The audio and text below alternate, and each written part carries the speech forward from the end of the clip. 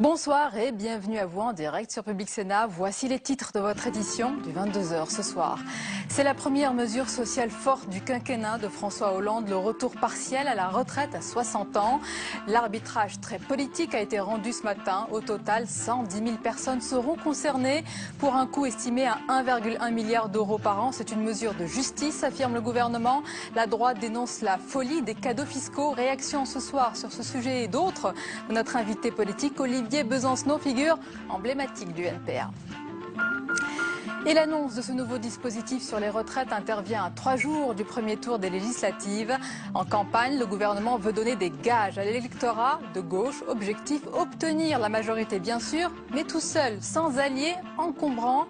Une majorité absolue pour les socialistes permettrait au duo Hollande-Hérault d'avoir les coups des franges pour mener leurs réformes. On en parle ce soir avec l'éditorialiste du Nouvel Observateur Bruno Roger-Petit et l'essayiste Éric Brunet.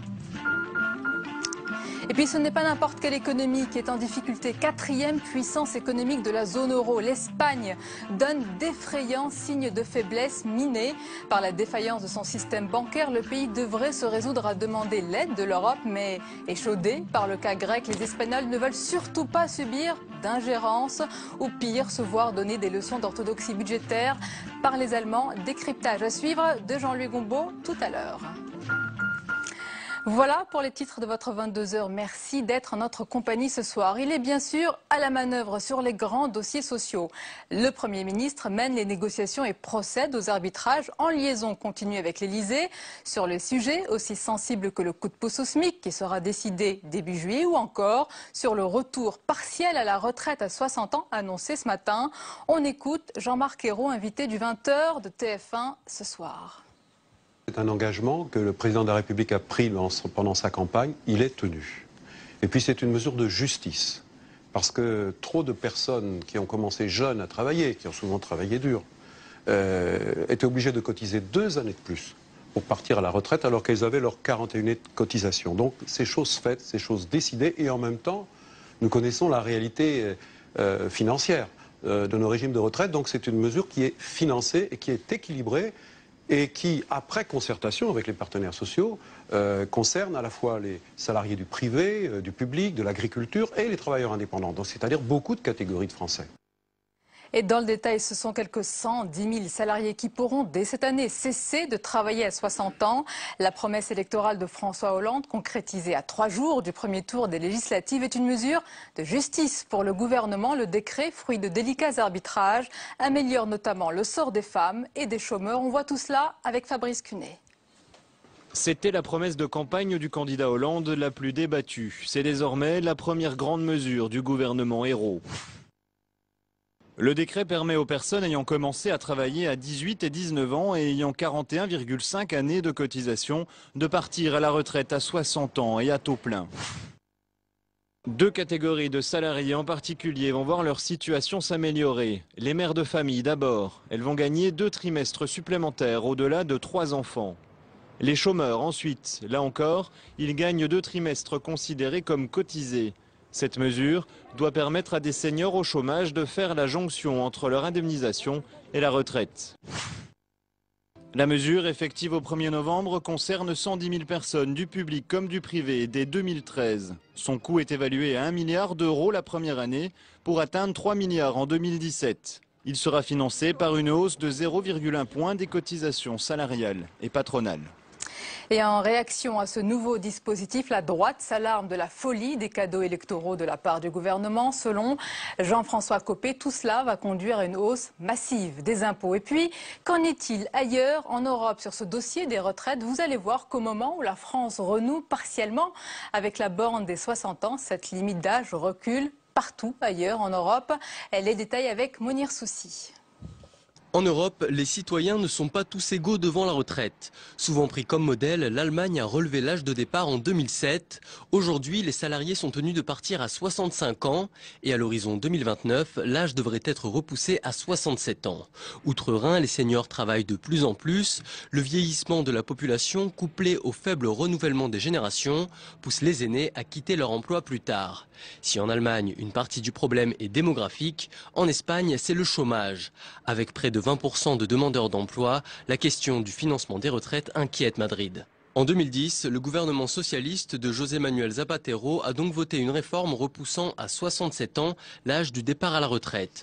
Conséquence des plans de rigueur, la Grèce a diminué les pensions de retraite. Depuis 2008, les hommes ayant cotisé 40 ans partent à 65 ans.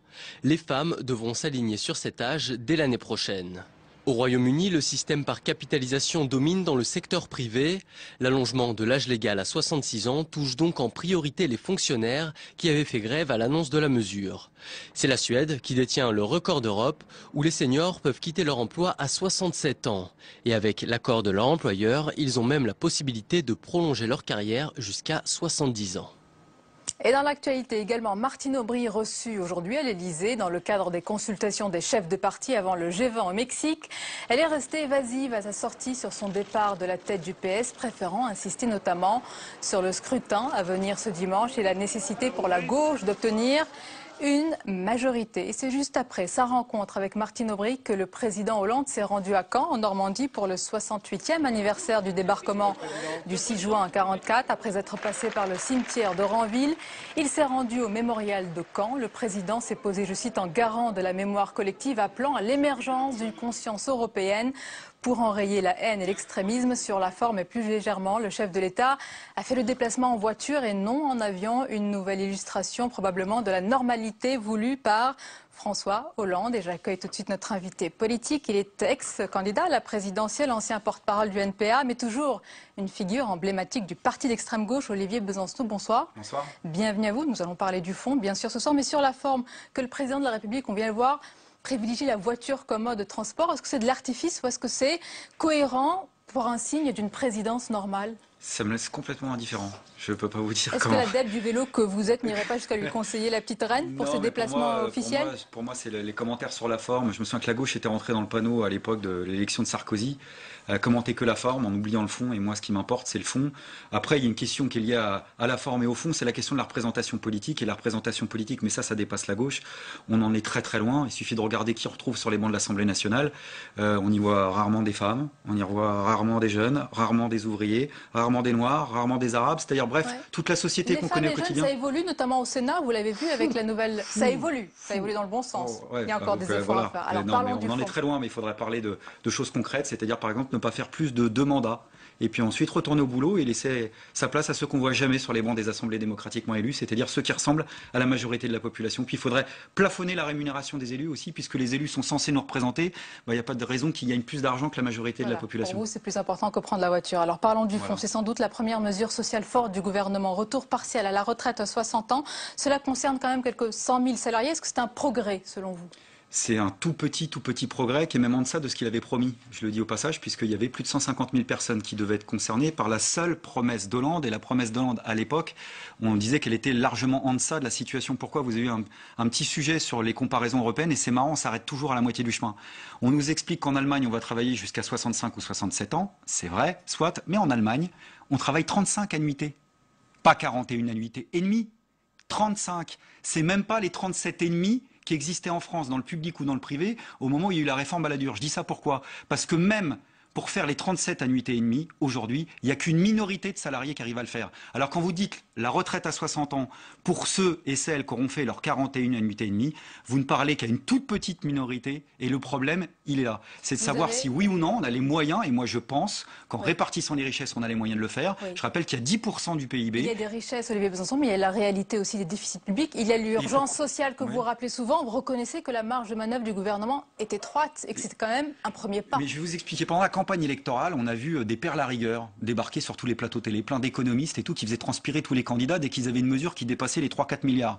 La réalité, c'est que chaque année, Il y a 200 milliards, environ 200 milliards d'euros qui passent de la poche de la majorité de la population au coffre-fort des plus riches, sous forme de cadeaux fiscaux, d'exonération. Et bien si les capitalistes, en 30 ans, ont été capables d'arracher 10% du PIB en leur faveur, c'est-à-dire 10% des richesses annuelles, on n'est pas plus con que la moyenne, on doit être capable de les récupérer. Donc vous dites ce soir au gouvernement, allez chercher l'argent là où il se trouve. Non, comme je lui fais pas trop confiance là-dessus, vous savez, moi je suis assez pragmatique. Je suis bien content que Sarkozy et toute sa bande soient dégagés le plus vite possible. Maintenant, j'ai une différence de fond avec le programme du Parti Socialiste. La différence d'autre, c'est que je le lis, et c'est pour ça qu'il faut voter plutôt pour les 400 candidats que le NPA présente ou soutient. On vous entend critique, jugeant que ce n'est pas assez, mais je suppose que vous savez être juste et équilibré. Est-ce que le gouvernement n'a pas donné d'autres bons signes, notamment sur la revalorisation de l'allocation de rentrée scolaire, sur d'autres signes, sur le coup de pouce? Il y a des mesures, vous avez raison, mais moi je suis quelqu'un de pragmatique. Vous n'êtes pas dans l'opposition totale et aveugle. Non, bien sûr que non. Il y a des mesures symboliques qui ont été annoncées. Voilà, mais je vous dis, quand vous faites la balance entre le pour et le contre, franchement, il n'y a pas photo. C'est en delà de l'urgence sociale dont vous parlez, vous avez raison. Et d'ailleurs, c'est à l'image de la campagne électorale. Moi, mon adversaire, c'est la droite et l'extrême droite. Maintenant, à gauche, il faut comprendre qu'il y a une orientation qui s'inscrit dans le cadre de l'économie de marché et qui va en être prisonnière, et qui va s'en rendre un petit peu plus prisonnière encore en ratifiant le pacte européen de stabilité budgétaire. Or, cette ratification doit avoir lieu sous Hollande, et la question qui se pose, c'est de savoir si oui ou non il va le ratifier. Visiblement, on discute d'un nouveau volet européen supplémentaire sur la question de la croissance, derrière laquelle chacun mettra ce qu'il veut. Or, le pacte européen de stabilité budgétaire, c'est la fameuse règle d'or, c'est que chaque État s'engage à avoir 0,5% de déficit structurel dans son budget. Ça veut dire concrètement se lier un petit peu plus encore à la finance. Donc moi, le seul sujet qui m'intéresse, c'est pas de savoir si Hollande aura une cohabitation de droite ou pas à l'Assemblée nationale. Il est toujours l'ennemi déclaré de la finance, comme il l'avait dit. C'est de savoir s'il y aura une cohabitation pendant 5 ans entre Hollande et les marchés financiers. François Hollande, qui est-il? Est-ce que c'est un président de gauche? Écoutez, moi je fais une différence entre le Parti Socialiste et la droite, notamment parce que les militants du Parti Socialiste, je les ai retrouvés dans la rue, par exemple, au moment de la réforme des retraites. Le problème, c'est qu'on était capable de s'opposer ensemble face à la réforme Sarkozy, visiblement sur ce qu'il faut faire en positif. Et il y a des divergences sur ça comme sur autre chose. Oui. Et c'est pour ça, si ça gêne personne, qu'aux législatives, il y a un premier tour, et vous avez la possibilité pour voter pour une gauche qui est 100% indépendante du PS. Mais où est-ce que vous vous situez dans cette nouvelle donne politique? Parce qu'hier, en sortant d'une rencontre à l'Élysée, Jean-Luc Mélenchon a précisé, je cite, qu'il n'était pas un adversaire de François Hollande. Il n'emploie pas d'ailleurs le terme d'opposition. Oui, mais vous? Moi, c'est plus simple. Moi, je souhaite que sous le gouvernement Hollande-Hérault, il n'y ait pas comme monopole de l'opposition la droite ou l'extrême droite, mais qu'il y ait une opposition à sa gauche. Et c'est le sens de la proposition unitaire qu'on a formulée au front de gauche, aux alternatives. Pour vous, aucune réponse? Non, absolument pas. Le front de gauche ne vous a rien dit? Mais écoutez, on va les rencontrer. Eux, ils souhaitent attendre les élections législatives pour des questions évidentes de rapports de force qui seront dégagés à ce moment-là.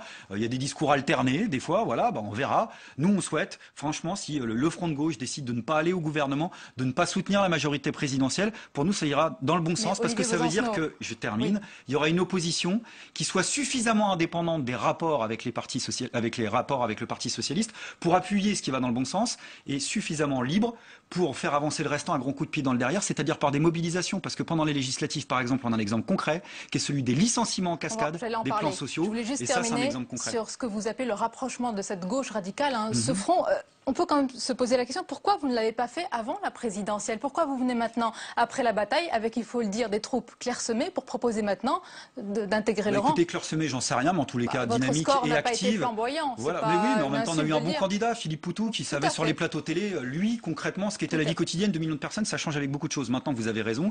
L'unité est un combat. D'ailleurs, au moment de l'élection présidentielle, j'avais proposé en son temps une candidature unitaire issue du mouvement social. Jean-Luc Mélenchon n'avait pas voulu en entendre parler parce que je crois qu'à l'époque, il avait déjà très envie d'être candidat. Lutte ouvrière non plus. Écoutez, c'est devant nous. Dans les semaines et dans les mois à venir, est-ce que oui ou non, sur des questions qui nous rassemblent, la législation contre les licenciements, l'augmentation des salaires, justement la sortie de l'Europe libérale pour en construire une autre, et notamment la non-ratification du pacte européen de stabilité budgétaire, la lutte contre l'extrême droite, ça c'est des points qu'il faut discuter. Alors on va aller sur le terrain social, évidemment ça vous tient à cœur chez ceux qui souffrent et qui sont angoissés de l'avenir, un avenir entaché de plans sociaux. Le gouvernement promet de tout faire pour sauver les emplois. Est-ce qu'on est quand même loin de la phrase de Lionel Jospin, l'État ne peut pas tout faire? Non, mais on est dans une autre phrase, si j'ai bien compris, celle de Montebourg, c'est on va sauver les emplois qui peuvent être sauvés. Ça, c'est léger, on va dire. Parce que le problème, il est plus concret que ça. C'est qu'aujourd'hui, il n'y a pas un jour qui passe sans l'annonce d'un plan de licenciement. Aujourd'hui, j'étais aux côtés des salariés de la Cimest dans les Vosges. C'est une entreprise de plasturgie qui travaille pour l'automobile notamment. Il y a 101 personnes actuellement qui tremblent pour l'emploi. Ici comme ailleurs, c'est des licenciements qui ne sont pas justifiés, où le donneur d'ordre, ou le groupe, ou la maison mère touche des bénéfices substantiels, 40 millions d'euros en l'occurrence. Et puis surtout, d'une manière ou d'une autre, ont touché de l'argent des pouvoirs publics. Et ça, c'est le nerf de la guerre. Parce que si les pouvoirs publics ont donné d'une manière ou d'une autre de l'argent à ces groupes-là, quand ces groupes décident de fermer, il y a un moyen de pression, il y a un moyen de rétention. Et du coup, la question qui se pose pour le gouvernement, c'est de savoir si on fait du cas par cas ou si on légifère, c'est-à-dire si on a une politique globale contre tous ces plans de licenciement. Ça fait des années qu'on préconise, nous, quelque chose de concret, une loi d'interdiction des licenciements. Mais concrètement, prenons un cas pour que les téléspectateurs nous suivent, le cas du volailler doux. Le gouvernement a cherché, cherche encore activement un investisseur. Bercy a été pris au dépourvu par la décision du PDG chez Charles Doux qui a finalement déclaré la cessation de paiement, mais le gouvernement cherche un investisseur. Ils sont dans une démarche active. Oui, mais c'est une démarche, comme vous dites, de chercher un nouvel investisseur. Mais la question, elle est concrète. Doux, alors là, vous êtes en plein dedans, a touché je ne sais pas combien de milliers de subventions publiques d'euros. Et moi, je suis quelqu'un de simple. Ce qu'on a été capable de donner, on devrait être capable de le récupérer. Pardon, mais moi, des huissiers qui déboulent chez des chômeurs pour saisir des meubles ou saisir des appartements, j'ai déjà vu. J'ai jamais vu jusqu'à présent la justice débouler chez des actionnaires ou des riches PDG pour leur dire l'argent public qu'on vous a donné, on le récupère. Et le jour où en France, il y aura des pouvoirs publics, les régions, voire le gouvernement maintenant, qui portent plainte, ne serait-ce que pour détournement de fonds publics, je ne dis pas que ça changera la face du monde, mais peut-être que ce sera un premier point d'appui pour montrer à un moment donné autre chose que l'écrou et dire que concrètement on s'attaque au problème. Vous parlez de cette souffrance que vous voyez, il vous parle évidemment ces salariés. Est-ce que vous pensez qu'il y a les ferments d'une mobilisation, d'une contestation? Vous aviez parlé en un troisième tour social, mais on a l'impression que c'est le temps de l'apaisement malgré tout aujourd'hui. C'est le temps de l'attente, vous avez raison, je crois qu'on est dans un entre-deux, c'est logique, il y en a beaucoup qui sont dans l'espoir qu'en se débarrassant de la droite, on va se débarrasser de toute sa politique.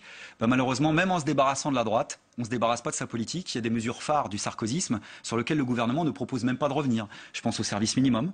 Je pense à la réforme de la carte hospitalière, la réforme de la carte judiciaire. Je pense par exemple à l'intégration de la France dans le commandement militaire de l'OTAN, par exemple, et puis même le principe d'autonomie de la loi LRU entre les établissements universitaires entre eux. La question qui se pose, c'est de savoir si oui ou non un gouvernement de gauche défait les mesures les plus inégalitaires de la droite. Et la question qui se pose quand on a un gouvernement de gauche, c'est de savoir si oui ou non on s'attelle au problème majeur de la réalité du monde qui se rattrape à nous, c'est-à-dire de cette crise du capitalisme qui a explosé en 2008, qui est en train de connaître une nouvelle phase actuellement en Grèce et en Espagne. Or, en Grèce et en Espagne, les capitaux français sont très impliqués, et notamment les banques françaises. Donc aujourd'hui, on vit de fait à l'heure grecque et à l'heure espagnole. Le problème, c'est que la campagne n'en parle pas et le gouvernement est en deçà de ce qu'il faudrait faire. Et donc, au moment des élections, si vous votez justement pour des candidats anticapitalistes, c'est aussi un petit moyen d'essayer de remettre ces élections à l'heure et dire que c'est un peu plus simplement que la queue de comète de l'après-présidentielle. On a bien compris que vous avez placé le gouvernement, je veux dire, sous surveillance, un petit peu comme une agence de notation. Oui, ça vous fait sourire, c'est un peu ça? Non, pourquoi pas. Oui, voilà. sous observation.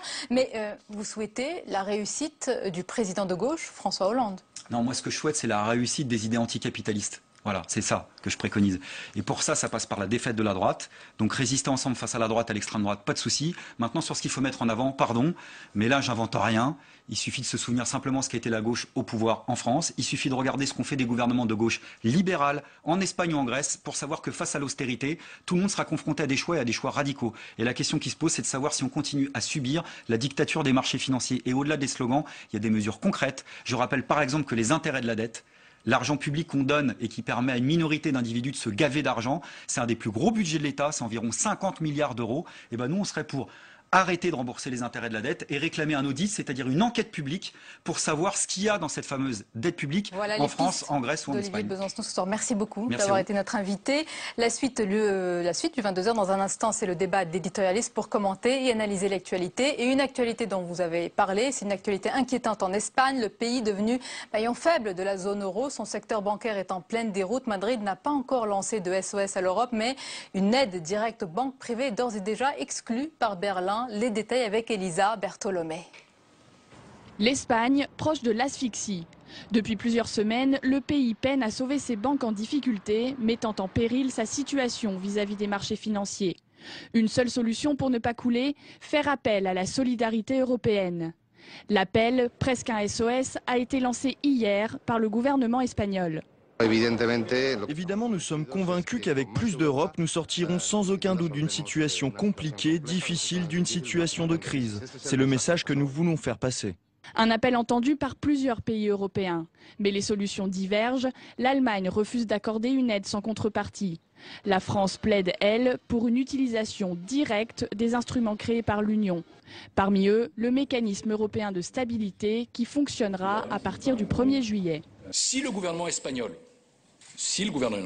le souhaite, à un moment ou à un autre, et il lui revient d'en décider souverainement, nous avons, dans la zone euro, des instruments de solidarité que nous pouvons mobiliser très rapidement. Et encore une fois, on n'a pas de doute sur la capacité et la volonté du gouvernement espagnol à faire ce qui est nécessaire. Quoi qu'il arrive, nous apporterons collectivement les réponses. Privilégier des réponses collectives, l'idée fait son chemin en Europe jusqu'au sein de la Commission européenne.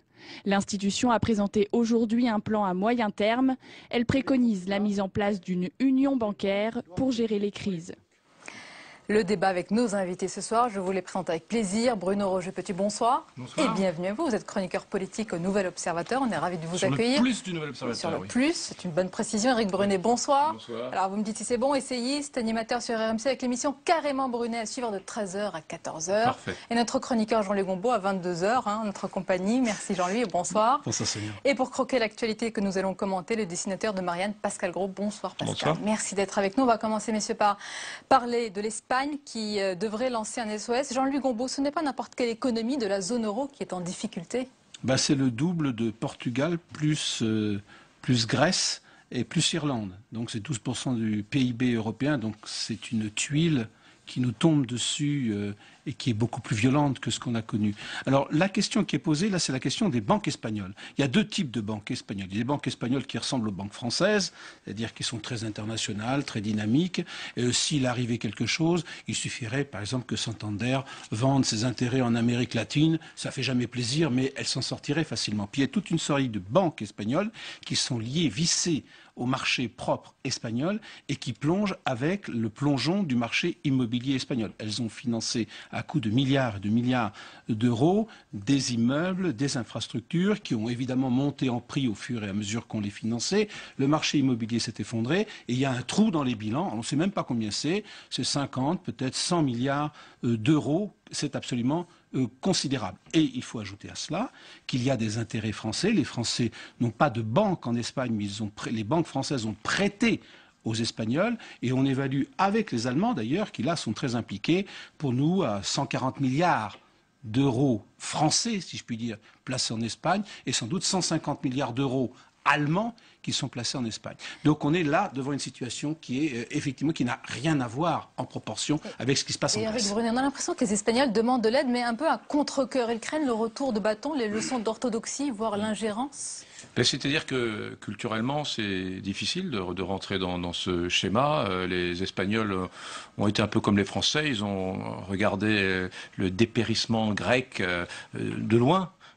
Et puis soudainement les voilà dans la tourmente et c'est difficile pour un peuple comme l'Espagne fière d'admettre l'idée que soudainement elle doit tendre la Sébille à l'Europe. Donc moi je conçois que ce soit et ce qui est terrible, c'est que ces phénomènes, pour être parfaitement honnête, sont d'une complexité telle que peu de gens les comprennent à l'échelle des peuples.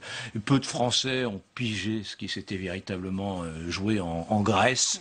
Ou alors, à chaque fois, on lit les choses avec un prisme un peu idéologique, celui que les politiques nous livrent. Mais malheureusement, il est parfois... il est pas impartial. Et donc, tout ça est très compliqué. Et on va être dans la même confusion avec la lecture de l'événement espagnol. Donc, c'est difficile de demander au peuple de faire acte de maturité sur ces questions-là. Moi, c'est ce qui me... en tant qu'observateur de la tragédie européenne, c'est ça qui m'affole le plus, c'est le manque de lisibilité de la situation dans laquelle nous sommes. Bruno Roger-Petit, il y a ceux qui regardent, il y a ceux qui doivent agir. Les Européens vont devoir passer à la caisse pour aider l'Espagne. Est-ce qu'il en va aussi de leur salut ? Oui, comme vient de le dire Jean-Louis Gombaud, je crois que la Grèce a quand même servi in vivo de petits laboratoires d'examen pour voir ce qu'il ne faut pas faire quand une situation comme ça se présente.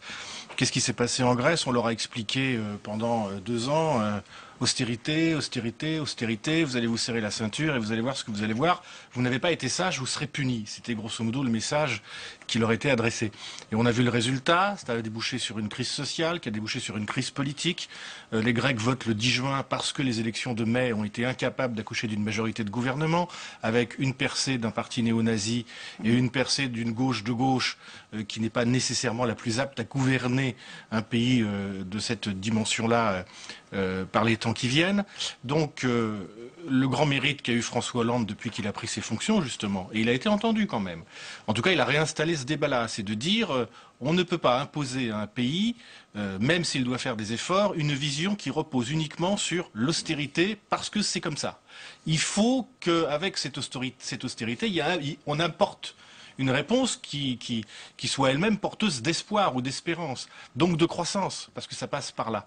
Et donc, si les Européens, Français, Allemands, Anglais, enfin toutes les parties concernées, ont bien observé ce qui s'est passé en Grèce, au moins on sait qu'ils savent quelles sont les erreurs qu'il ne faut pas commettre, politiquement. Oui, Éric Brunet, Jean-Louis, c'est le cas. On a appris les leçons. Les Allemands vont vraiment dire aux Espagnols, mais tranquillisez-vous, il y aura d'abord des mesures de croissance et puis on verra pour l'orthodoxie budgétaire. C'est-à-dire qu'au fur et à mesure qu'on apprend des autres, quelque chose de nouveau se passe. C'est-à-dire que la situation espagnole est différente de la situation grecque. C'est une question purement bancaire. Alors, et ça n'a rien à voir avec la question grecque. Et ce qui est extraordinaire dans cette affaire, Brunet disait tout à l'heure, les gens ne comprennent rien. Enfin, pas tout le monde. Un certain nombre quand même a essayé de comprendre quelque chose. La crise a toujours un coup d'avance. Par exemple, aujourd'hui, M. Barnier nous présente un plan européen pour faire un système bancaire unifié en Europe. Mais il a 2 ans de retard. C'est-à-dire que c'est juste au moment où la question espagnole met en avant le truc qu'il est en train de monter son... Et il y a une incapacité à anticiper par quel bout va prendre la suite de la crise. Et ça, c'est comme une inondation. Vous savez qu'il y a une fuite chez le voisin du dessus, mais vous n'arrivez pas à savoir par où va passer l'eau et où il faut mettre le seau. Eh bien, il est un peu, M. Barnier, la Commission européenne et tout le monde, par exemple, on a créé un mécanisme d'intervention. Mais ce mécanisme d'intervention est fait pour aider les États endettés. Les Allemands disent, attendez, on a fait un traité pour aider les États. Et vous me demandez que cet argent serve à aider les banques. Mais il n'est pas fait pour ça. Donc il faut refaire le traité. C'est-à-dire que les politiques découvrent un peu comme nous la situation, mais ce qu'il faut faire. Mais oui, mais si j'étais espiègle et cruel jusqu'au bout, non, mais je dirais que finalement l'immaturité concerne les peuples, mais en premier lieu leurs dirigeants. Excusez-moi, mais le coup de la croissance de Hollande, c'est fantastique. Et Hollande qui part avec son baluchon faire le tour de l'Europe, qui va voir Obama en disant « Et si ?» on privilégiait aussi la croissance. La croissance a un lieu commun terrible. Même le dictateur qui dirige la Corée du Nord est d'accord avec l'idée que la croissance est importante. Mais il y a quand même des gens qui disent « Ah oui, quel courage hein, il a été imposé l'idée que la croissance, c'était un paramètre nouveau qui nous sortirait de l'ornière. » Je trouve ça magnifique. La réalité, c'est que, franchement, on a ce sentiment, encore une fois, excusez si je suis un peu redondant, mais qu'on est dans un schéma global qui n'est pas très lisible, avec des lectures subjectives des choses, mais moi j'ai bien du mal, en tant qu'observateur, à être dans la capacité à vous dire « Ah, la bonne idée, la voici !» Car nous sommes tous perdus. Regardez le dessin de Pascal. À combien se monte la dette espagnole? En euro grec, à pas grand-chose. Avec cette mesure-là, oui.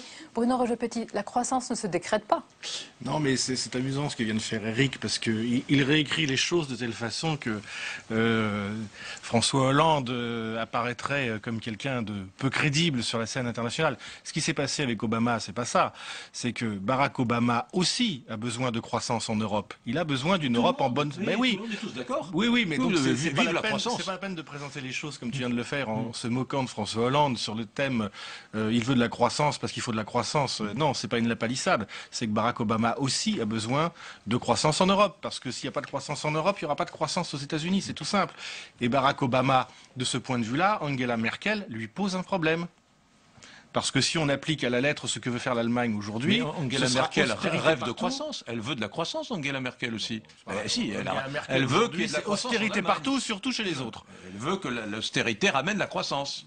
Oui, mais on n'a jamais vu ça jusqu'à présent. Parlons du retour partiel à la retraite à 60 ans. On va écouter sur ce sujet le Premier ministre qui s'est exprimé donc ce soir dans le 20h de TF1. C'est un engagement que le président de la République a pris pendant sa campagne. Il est tenu. Et puis c'est une mesure de justice. Parce que trop de personnes qui ont commencé jeunes à travailler, qui ont souvent travaillé dur, étaient obligées de cotiser 2 années de plus pour partir à la retraite alors qu'elles avaient leurs 41 années de cotisation. Donc c'est chose faite, c'est chose décidée et en même temps nous connaissons la réalité financière de nos régimes de retraite. Donc c'est une mesure qui est financée et qui est équilibrée et qui, après concertation avec les partenaires sociaux, concerne à la fois les salariés du privé, du public, de l'agriculture et les travailleurs indépendants. Donc c'est-à-dire beaucoup de catégories de Français. Jean-Louis Gongbo, sur ce décret, est-ce que toutes les modalités sont claires, des bénéficiaires à l'application jusqu'au financement? Est-ce que le dispositif est bien ficelé? Oui, il est clair, on sait qui est concerné. En fait, c'est une extension d'un principe qui existe déjà, le principe pour carrière longue qui avait été instauré par la première réforme Fillon. Au lieu de mettre le cursus à 17 ans, ils le mettent à 18. Ils ajoutent des trimestres validés pour les chômeurs et ils en rajoutent 2 pour les mères de famille. Bon, 110 000 personnes, c'est en dessous de ce qu'avait prévu le programme du Parti socialiste au départ, mais il est calibré. Alors aujourd'hui, vous avez 700 000 personnes qui partent à la retraite chaque année. Vous en avez 60 000 qui partaient pour carrière longue, donc dans le principe Fillon. Et là, au lieu d'avoir 60 000, vous en aurez 170 000. Éric Brunet, la droite, Jean-François Copé en tête, s'insurge, j'écris à la folie des cadeaux électoraux. Pourtant, ce n'est pas un bouleversement profond, comme vient de le dire Jean-Louis. Ce n'est pas une remise en cause radicale de la réforme. Quand même, il y a peu de pays en Europe, je crois que nous sommes le seul qui ait fait rétro-pédaler de cette manière. À mon avis, c'est une tragédie. Et la vraie tragédie du quinquennat, ce serait que François Hollande respecte ses engagements. Je regardais, avant de venir, un think tank franco-belge a établi que Sarkozy avait tenu 70% de ses engagements durant le quinquennat. C'est pas rien d'ailleurs, au passage, 70%. Bon, eh bien, je pense que faire de la politique, c'est humer l'air du temps, regarder, observer, s'arrêter, puis faire un pas, et puis s'arrêter, puis en faire un second. J'ai l'impression que pour Hollande, ça n'est pas ça. Pour Hollande, la politique, c'est appliquer un calendrier de promesses. Mon Dieu, moi je prie pour que précisément il ne l'applique pas mécaniquement son calendrier de promesses, ce serait une tragédie. Et là, en l'occurrence, bien évidemment, il y a à New York à l'heure actuelle des gens qui travaillent chez Fitch, chez Moody's, et qui regardent et qui observent la chose française avec attention et acuité, et qui doivent se dire, ma foi, cet automne, la France va subir une nouvelle dégradation. On ne peut pas comme ça engager, dépenser des milliards supplémentaires pour respecter je ne sais quelle promesse électorale. La situation est apocalyptique et la présidente du MEDEF l'a rappelé ces jours-ci. Je pense que nous entretenons avec le monde réel une distance qui devient inquiétante. Bruno Roger-Petit, le curseur entre l'urgence sociale et la réalité des déficits publics. Quand une agence dégradait la France au mois de janvier, c'était pas grave. Puis aujourd'hui, une menace éventuelle de dégradation, ça devient super grave. 3 secondes là-dessus. 3 secondes. C'est vrai que, en général, les investisseurs, les fonds d'investissement et les hedge funds qui prêtent de l'argent à la France pour que nous puissions payer nos fonctionnaires à la fin du mois, on emprunte, on n'a jamais emprunté un taux aussi bas. On a un principe. Lorsqu'il y a une agence qui dégrade, on touche à rien. Lorsqu'il y a une deuxième agence sur les 3 importantes qui dégradent, là, on applique des taux d'intérêt qui sont calamiteux. Donc pour l'instant, c'est tranquille. Cas, hein. Non, parce qu'il n'y a qu'une agence. S'il y en a une seconde cet automne, tu verras que ça va changer la donne. Nous verrons. Pour revenir sur la retraite à 60 ans, là encore, Éric... Tu parles de décalage de l'actuel pouvoir par rapport au pays réel. Pardon, mais ce sont ceux qui s'opposent aujourd'hui à cette mesure qui sont dans ce décalage-là. Tu as une demande. Pourquoi est-ce que cette réforme des retraites Sarkozy a mis, il y a 1 an et demi, des millions de Français dans la rue? Parce que, tu peux en penser ce que tu veux, tu peux estimer qu'il se trompe, mais elle a été perçue comme injuste. Comme injuste. Bon. C'est très subjectif. Là-dessus, c'est très subjectif. Oui, mais il y a des gens qui estiment que c'était injuste. Bon, et ils étaient des millions. Bon, et tu n'auras pas aujourd'hui des millions de gens qui seront dans la rue pour protester contre cet aménagement. La justice, elle est simplement le fait que les gens qui travaillaient tôt cotisé plus longtemps que les gens qui travaillaient tard. Donc c'est pas quand même que subjectif. Vous aviez 60 ans, certains avaient cotisé 43 ans et demi et d'autres 41 ans et demi. Donc l'injustice était quand même la réalité. Le problème aussi, on a 110 000, je termine juste, on a 110 000 personnes qui sont concernées par cette mesure. Ça se traduit par une augmentation légère des cotisations patronales et salariales là-dessus. Donc c'est pour le coup une réforme de justice financée et bien bouclée et juste. Donc tu ne vas pas tu vas pas tasser des heures à nous dire on est dans une France apocalyptique. Pour que le dispositif des retraites soit, tout le monde le sait, ça a été dit, publié, pour qu'il soit efficient, convenable, il faudrait que nous partions à la retraite à 65 ans, que sais-je, 66 ou 67. Donc on n'est qu'à 62 parce que dans ce pays irréformable, la droite n'a pas eu le courage d'aller plus loin. Et là, on est en train de rétropédaler sur une petite catégorie. Alors oui, je vous entends, c'est plus juste pour les 200 000 Français qui sont concernés. Simplement, on va dans le sens contraire du vent de l'histoire. C'est absurde, c'est incohérent, et nous allons en mourir. Enfin, c'est un avis tranché, ce qu'on appelle un avis tranché. Hein. C'est bien pour un débat. Jean-Louis. Espérons qu'on puisse prendre notre retraite avant de mourir, quand même. C'est le plus important. Messieurs, parlons. Les gens comme Eric, on finira par prendre notre retraite après la mort. Parlons de l'aspect aussi les finances seront politique. L'attitude de François Hollande, un peu plus anecdotique, hein, c'est plus léger, qui semble renvoyer quand même à chaque fois à l'anti-Sarkozy aussi. Est-ce qu'il joue l'anti-programmation, aussi bien sur des gestes plus symboliques, comme prendre la voiture, ou d'autres plus importants, Bruno Roger-Petit? Est-ce que c'est le cas? Je crois qu'il y a un contresens sur l'expression présidence normale, président normal. Président normal, comme je le dis souvent, c'est pas le président Mimile à l'Élysée. Je pense que paradoxalement, cette simplicité affichée, revendiquée, et qui passe par un alignement, une succession de petites touches impressionnistes, je me déplace en voiture, je ne prends plus l'avion, je fais très attention aux dépenses, etc., c'est une façon, en fait, de resacraliser la fonction présidentielle. C'est la simplicité qui resacralise... C'est la vraie 5e République pour Exactement. Et je pense qu'on est dans un style de présidence, parce que François Hollande l'a dit souvent, il se réfère souvent à Georges Pompidou, qui est dans cette essence-là. Donc il ne faut pas se tromper sur le sens président normal. Président normal, c'est pas monsieur tout le monde. Non, c'est un président simple, qui resacralise comme ça la fonction. Éric Brunet, voilà ce qu'un proche de François Hollande, qui distille ses confidences dans la presse, a dit. Il a dit qu'il s'agit de reposer les Français des outrances du pouvoir telles qu'elles ont eu cours sous Sarkozy. Vous savez, les outrances du pouvoir, qu'est-ce que c'est?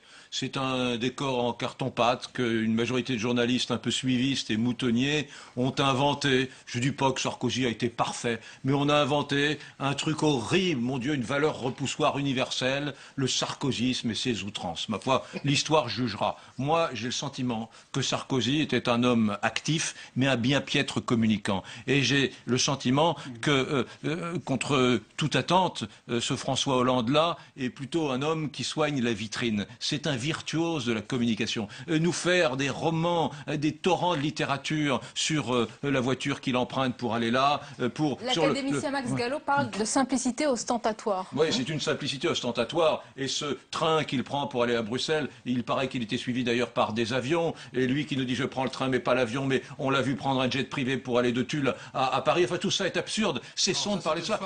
Non mais il est très très brillant. Il est très brillant en communication. Mais moi il me fait penser, pour être très honnête, vous savez, on a tous autour de nous des gens qui ont été marqués par un traumatisme terrible, un accident de la vie, etc. et qui, bien des années plus tard, ont construit leur existence suite à cet accident, autour de cet accident. Et lui, j'ai l'impression qu'il a été terriblement marqué par Sarkozy. Et effectivement, c'est une espèce de Sarkozy en creux. Tout ce qu'il fait consiste à détricoter ce qui a été mis en place par le quinquennat précédent. C'est absurde. Au bout d'un moment, on a envie de lui dire arrêtez de détricoter. Devenez vous-même, François Hollande. Devenez vous-même. Bruno Roger-Petit, François Hollande, quand même, il sait qu'un quinquennat se joue beaucoup au début, se juge au début, il soigne ses débuts. Est-ce que ces débuts sont soignés pour vous? Mais Éric a raison, d'une certaine façon.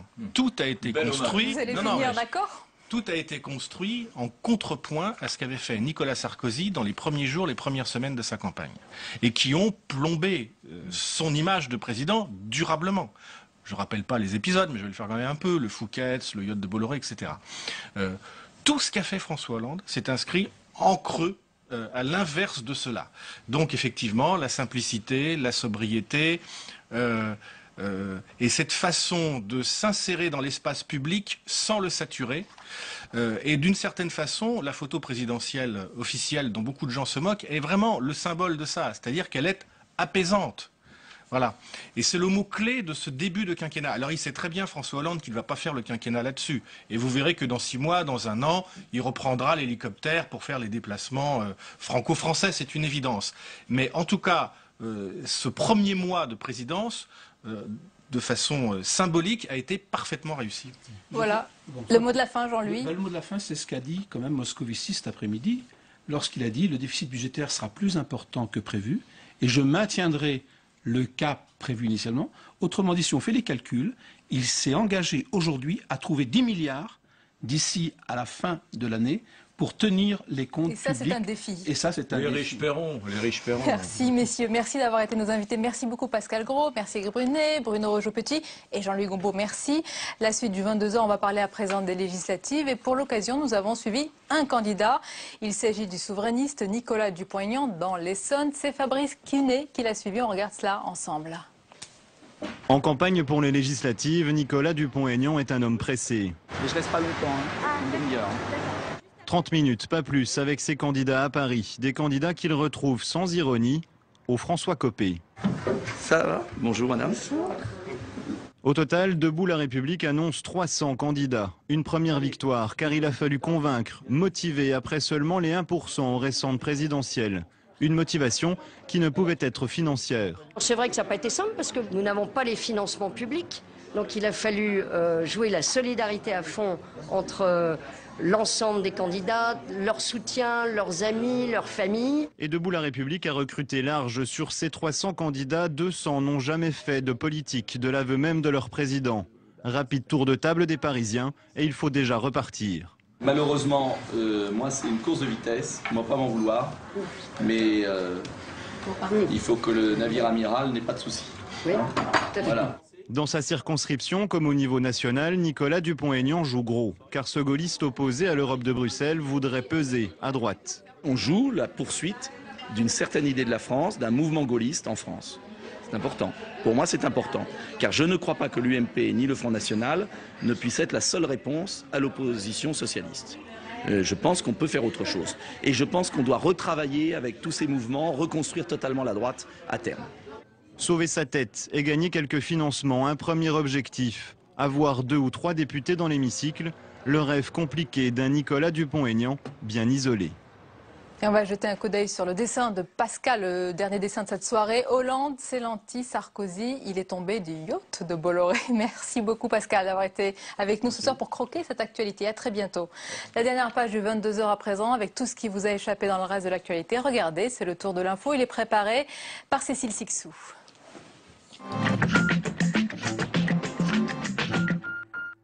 Louis Gallois prend du galon. Après avoir quitté son poste à la tête de ADS il y a peu, le haut fonctionnaire a été nommé ce matin commissaire général à l'investissement. Il va donc piloter le Grand Emprunt, un fonds de 35 milliards d'euros emprunté par l'État pour financer les investissements d'avenir. Il prend ainsi la place de René Ricol, démissionnaire de cette fonction suite à la défaite de Nicolas Sarkozy. Un étranger en situation irrégulière doit-il être placé en garde à vue? Non, répond la Cour de cassation dans une décision rendue aujourd'hui. Selon elle, être sans papier ne justifie pas un emprisonnement. À venir donc un véritable changement de pratique puisque tous les ans, sur 100 000 clandestins, 60 000 sont soumis à cette mesure. La haute juridiction se range ainsi derrière la position de la Cour de justice de l'Union européenne. Bilan d'étape pour la mission sénatoriale créée suite au scandale des prothèses PIP. Et les premières conclusions rendues aujourd'hui par la présidente Chantal Jouanneau ne sont pas brillantes. Elle déplore en effet les graves insuffisances dans la commercialisation des prothèses, pas plus encadrées selon elle que pour les jouets ou les aspirateurs. La sénatrice UMP de Paris préconise pour le moment un renforcement des moyens de contrôle en attendant la remise du rapport prévue début juillet. L'heureux lauréat du prix du livre d'histoire, c'est lui, Yvan Jablonka, récompensé cet après-midi au Sénat par le président du jury, Jean-Noël Jeannonnet, pour son ouvrage « Histoire des grands-parents que je n'ai jamais eu ». Le livre d'Yvan Jablonka est un livre très beau, intense et fort, qui s'installe à la rencontre d'une compétence scientifique, c'est un vrai historien, et d'une tension personnelle. Cette récompense existe depuis 2003 et rend hommage aux jeunes auteurs et chercheurs ou historiens confirmés. En une de Charlie Hebdo, Jean-Luc Mélenchon dans une tenue bien légère pour défier Marine Le Pen à Hénin-Beaumont. En réalité, le journal place le candidat Front de gauche dans le corps de Madonna. La chanteuse s'en est prise à la candidate FN lors de ses derniers concerts en diffusant sa photo avec celle d'une croix gammée.